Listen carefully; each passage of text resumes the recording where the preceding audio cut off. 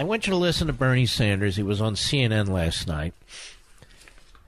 And if our country was operating properly, proper educational system, assimilation, working in immigration, actually a free press rather than a lapdog press for the left, we'd certainly have a healthy environment, wouldn't we?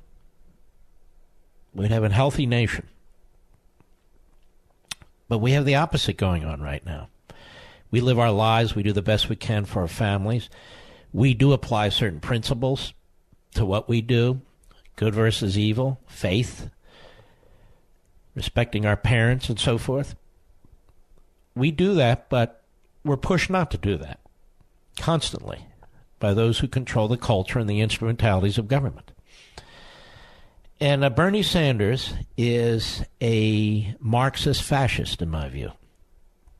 You never hear him condemn the perpetrators of genocide. He'll spend more time attacking Reagan, attacking Trump, attacking capitalism, attacking a corporation than he will individuals like Maduro, who are responsible now for slaughtering people, torturing people, kidnapping people, starving a nation, destroying a nation. Because Maduro embraces his ideology. That's the truth. And so he's on CNN last night. Maduro the dictator. What's he have to say about that? Cut 11, go. Why have you, Senator, why have you stopped short of calling Maduro of Venezuela a dictator? Well, I think it's fair to say that the last election was undemocratic. But there are still democratic... Now stop. Now he will call Trump a racist, a dictator, a fascist. He'll do all those things. All those things. But Maduro, suddenly his tongue is tied. Suddenly he's a marble mouth. Go ahead. In that country. The point is, what I am calling for right now is internationally supervised free elections. And now, was that the question? What kind of elections should there be in Venezuela? Was that the question? Go ahead. That Trump is very concerned about what goes on in Venezuela. But what about the last election that took place in Saudi Arabia? Okay, now this is typical of the fascistic Marxist left. Now it's about Trump and Saudi Arabia. Can't answer the question about one of his own. Maduro is one of Sanders from an ideological point of view. About what took place in Saudi Arabia, what about Trump? What does that have to do with anything? Trump is trying to get rid of Maduro in order to help the people of Venezuela. Sanders isn't doing any such thing. He's trying to bring that ideology into our homes, into our businesses. Go ahead. Oh, there wasn't any election in Saudi Arabia. Oh, women are treated as third-class citizens. Okay, well, we can't control that, can we? We can try to control whatever we can control. And you point to Saudi Arabia because Saudi Arabia is not communist. You defend Venezuela for the most part, and you deflect because it is. Go ahead. So I find it interesting that Trump is kind of selective as to where he is concerned about. The question was asked of you, you clown. It was asked of you. Trump can defend himself and speak for himself. Go ahead. My record is to be concerned about democracy all over. We didn't ask you if you're concerned about democracy all over. Why will you call Maduro a dictator? And by the way, you're not concerned about democracy at all unless you win the elections. Otherwise, you seek to impose your will on the rest of us. Government-run health care. What's that have to do with democracy? Government subsidizing schools, college for every. What does that have to do with democracy? Nothing. Go ahead. So we've got to do everything we can, but at the end of the day, it's going to be the people of Venezuela who determine the future of their country, not the United States of America. When you live in a police state, it's very, very hard to be able to express your views. It's like saying the people of Red China get to pick their government. No, they don't. And neither do the people in Venezuela right now. These are centralized, iron-fisted, genocidal regimes. What do you mean the people will get to pick what they want? And yet when you're in our country, we don't even get to pick what we want. We vote for president, we want the border secured, and the Democrats say no. We vote for president, we want the government reduced in size, the Democrats say no. We have immigration laws that were voted on by prior Congresses, signed by prior presidents who were elected. The Democrats say, no, we have a sanctuary cities and sanctuary states. So don't hand me your democracy crap with your fascistic and Marxist ideology. He wasn't done. Cut 12, go. Can you make a simple, persuasive case as to why socialism is preferable to capitalism? Democratic socialism, right? Oh, see? Yeah. See? We got to hyphenate it. And unfortunately, the Democrat in the audience went along with, you mean Democratic? No, I didn't say Democrat. I said socialist. He'll never answer the question. That's why the coward will not allow me to confront him. Excuse me, go ahead. Okay.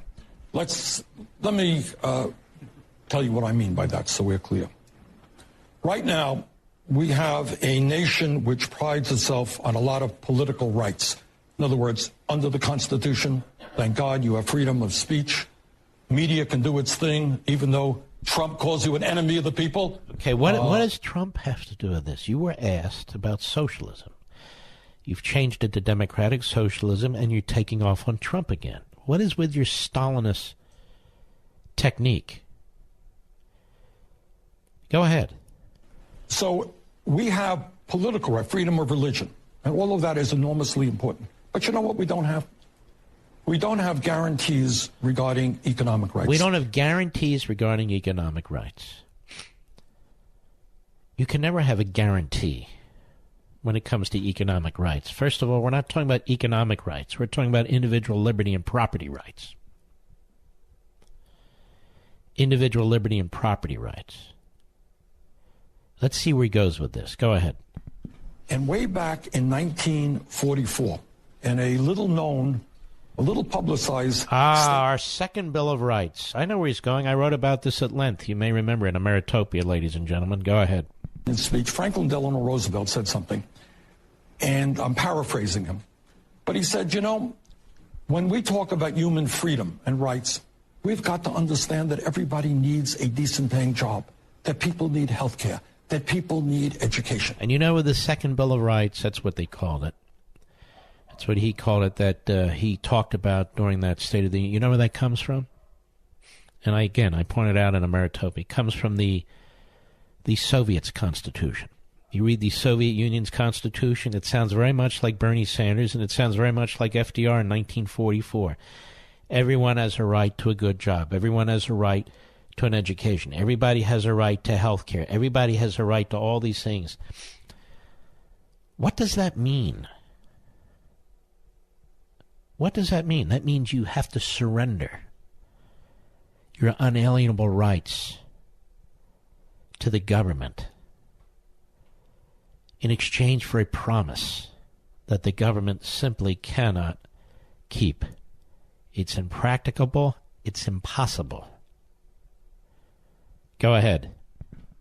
And all over the world, these ideas are taking place. You go to countries in Scandinavia, of course, healthcare is a right. Higher education is free. They have strong preschool. Former president of one of these Scandinavian countries said, you know, Bernie Sanders doesn't really describe us very well because he pours his ideology into our countries. A lot of the things he says we have, we don't have. And a lot of the things he says we do, we don't do. Why does he point to Scandinavia? Why doesn't he point to Red China? Why doesn't he point to Cuba, which is right off our shores? Why doesn't he point to Venezuela?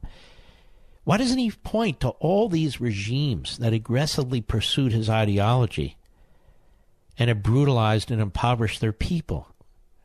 Instead, he keeps saying, look way over there. And as I keep saying, he doesn't even point to our solid blue states, what these one-party governments are doing to their people in these states, like California, destroying their property rights, destroying businesses, destroying the border, forcing people to leave. And they are leaving. Why are Americans leaving California, Bernie? American citizens. Why are American citizens leaving New York, Bernie? Why are American citizens leaving Illinois, Bernie? Why are American citizens leaving these dark blue states if they're the closest thing of paradise we can have in this country, run by Democrats? Why are people voting with their feet, their mobility, leaving these states for red states, Bernie? Is it just billionaires? Hell of a lot of billionaires out there. No, it's retired cops and firefighters and teachers. It's construction workers, electricians, and plumbers looking for jobs. It's small business people looking for opportunity, can't stand the weight of government. It's pizzerias, people that own restaurants that are sick and tired of what goes on in New York City and Chicago and San Francisco and San Diego. They've said enough already. Minimum wage, and this kind of person can come in, and this kind of person gets to do this, and this goes on, and this. Enough already. Go ahead. Grams. They make sure that their elderly folks can retire in dignity. These are not radical ideas.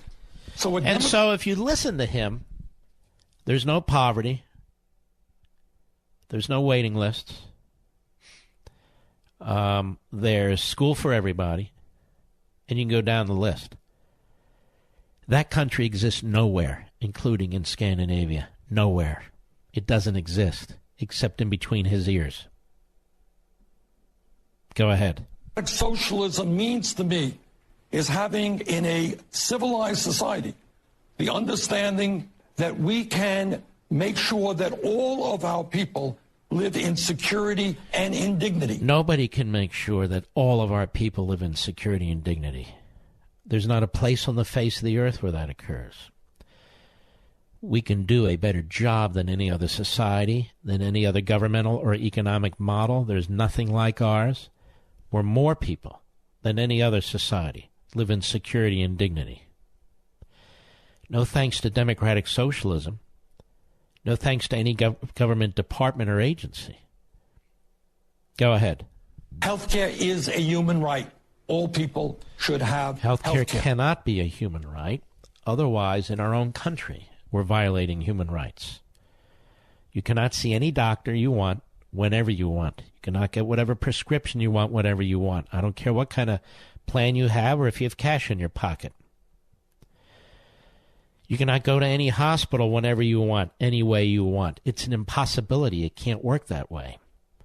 And yet they paint this picture like children, like immature individuals who haven't advanced in terms of their thinking and experience in real-world activities that go on. It's a right. Well, if it's a right, why do they abuse people at the VA? If it's a right. What exactly is a right? Go ahead. You can't get ahead in this country, in this world, unless you have a decent education. That's not true either. 1/3 of the people in this country go to college. 2/3 do not. We manage. And in terms of a decent education, what do we mean by an education now? You mean indoctrination? You see, they want more and more people to go to college because they control tenure, they control the faculty, they control the curricula. That's what's going on. These are become indoctrination mills. They don't have free speech or academic freedom. Ask a conservative who dares to reveal his or herself and as a professor. Ask somebody who wants to speak at a college campus who doesn't share the same views as a majority of these students who have been indoctrinated. And you go on and on and on. These are little Stalinist schools in so many respects. Go ahead. We have got to, as a right, end the kinds of discrimination, the racism and the sexism and the homophobia. We have very little systemic racism, sexism, homophobism in this country. And you know how I know, Mr. Producer? Because people are not leaving this country because of sexism, racism, or homophobia. Because this country is enormously tolerant, and the American people are enormously tolerant. And I'm sick and tired of carnival barkers and snake salesmen of the hardcore left like this, constantly trashing the country and pretending that they can create utopia. They will destroy everything that's good about this country. This is an old man with old ideas who's done nothing to create jobs, nothing to create wealth, nothing to improve anybody's life. Nothing. He's hot air. I'll be right back. Mark Levin.